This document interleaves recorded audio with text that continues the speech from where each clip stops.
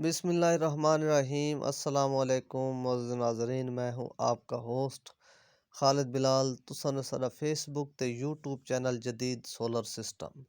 उम्मीद करना कि सारे दोस्त खैरियत नाल होसन ते आटा चक्की दे हवाले नाल इन्फॉर्मेशन मैं देऊँ चाह क्योंकि काफ़ी दोस्त जिन्ना दिलचस्पी रखदन आटा चक्की दे हवाले नाल तां काफ़ी दोस्त राबता भी करदन ताकि मैं कि भी वीडियो एक छोटे जे सैटअप ते बना के अपलोड कर छोड़ा कि उन्हां ती मालूमात पहुँच वञे कि अज दे सोलर दे रेट दे मुताबिक कितना खर्चा थींदे 18 सोलर पैनल दे उत्ते। ਤਾਂ ਇਹਦੇ ਨਾਲ ਇਹ ਵੀ ਚੀਜ਼ ਔਰ ਵੀ ਮੈਂ ਐਡ ਕਰ ਦੇਵਾਂ ਕਿ ਇਹ ਹੁਣ ਇਨਸ਼ਾਅੱਲਾ ਮੈਂ ਤੁਹਾਨੂੰ ਨਾ ਇਹ 18 ਪਲੇਟਾਂ ਦਾ ਜਿਹੜਾ ਸੈਟਅਪ ਇਹਦਾ ਮੁਕੰਮਲ ਖਰਚਾ ਦੱਸੇ ਨਾ ਵਾਲ ਉਤੋਂ 22 ਸੋਲਰ ਪੈਨਲ ਦਾ ਦੱਸੇ ਸਾਂ 24 ਦਾ ਦੱਸੇ ਸਾਂ 26 ਦਾ ਦੱਸੇ ਸਾਂ ਯਾਨੀ ਕਿ ਸਟੈਪ ਬਾਈ ਸਟੈਪ ਮੈਂ ਤੁਹਾਨੂੰ ਤਾਂ ਮੁਕੰਮਲ ਇਹਦੇ ਯਾਨੀ ਕਿ 20 HP ਤੱਕ ਚੜਨਾ 25 HP ਤੱਕ ਜਿਹੜੇ ਸੈਟਅਪ ਹਨ ਇਹਨਾਂ ਦਾ ਅੱਜ ਦੇ ਰੇਟ ਦੇ ਹਾਲਾਤ ਦੇ ਮੁਤਾਬਿਕ ਖਰਚਾ ਵੀ ਦੱਸੇ ਸਾਂ ਇਨਫੋਰਮੇਸ਼ਨ ਵੀ ਤੁਹਾਨੂੰ ਦੇ ਸਾਂ कि कितना खर्चा थींदे हालांकि केड़ी मोटर लावनी चाहिए केड़ा इन्वर्टर लावना चाहिए केड़ा कामयाब सिस्टम है उनके हवाले नाल थोड़ा दसे सां ते हुण थोड़ा समझ सब तो पहले मैं जरना चक्की के हवाले नाल क्योंकि कोशिश करनी है कि 15 की मोटर तक 37-50 की चक्की लावनी चाहिए है क्योंकि ये चक्की की एवरेज बहुत अच्छी आती है 37-50 की वो भी ब्लेडां दी क्योंकि एक हैंबरां वाली चक्की LU जो आदन तो बई है पी कमाणिया वाली चक्की जिन्नियां वड्डियां छुरियां होईयां तां बई है पी ब्लेडां वाली इन्हां दे विच कामयाब जिहड़ी चक्की वो ब्लेडां वाली है तां इहदे तो इलावा बाकी जिहड़ी हैमरां वाली है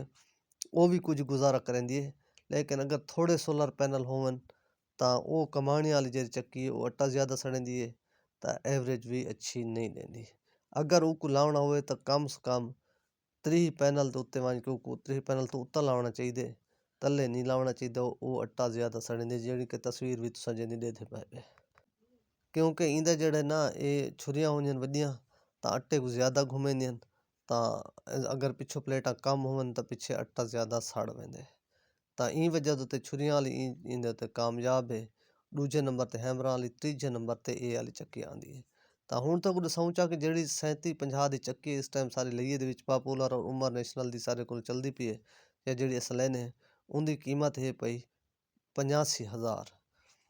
और इन्वर्टर जेड़ा है पिया वो है 55,000 रुपए का 11-15-18 का वो अस लेने हैं तां इन तो इलावा अस मोटर इन ते लेने हैं 10 HP दी 18 प्लेटां तक चंगी अच्छी मोटर तां मोटर है 85,000 रुपए दी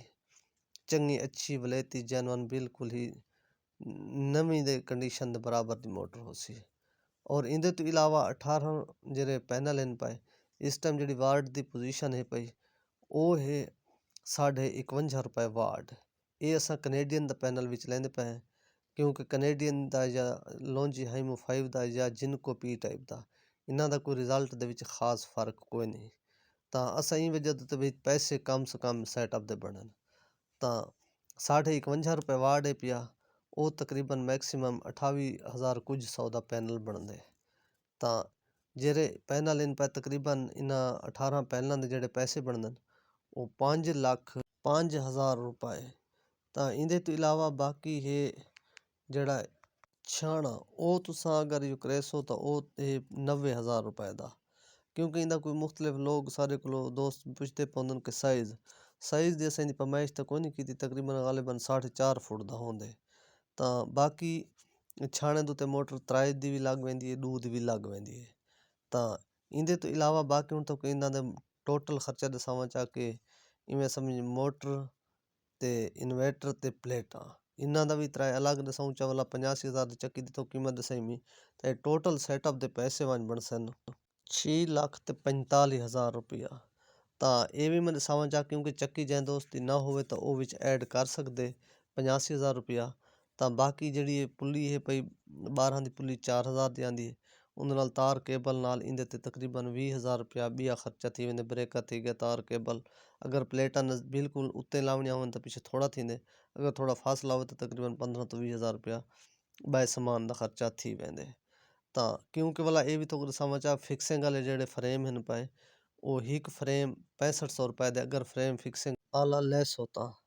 बाकी है पिया दूजा मूविंग वाला जेह्ड़ा फ्रेम है पिया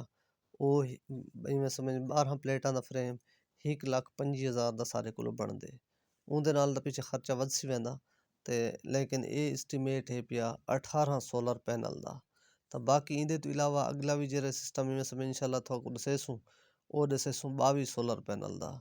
ਤਾਂ ਟੋਟਲ ਖਰਚਾ ਵੀ ਉਹਦੇ ਤੇ ਅੱਜ ਦੇ ਹਾਲਾਤ ਮੁਤਾबिक ਕਿਤਨਾ ਥੀਂਦੇ। ਤਾਂ ਇਨशाला ਇਹਦੇ ਨਾਲ ਆਪਣਾ ਖਿਆਲ करे सो देसो इजाज़त अल्लाह हाफिज़।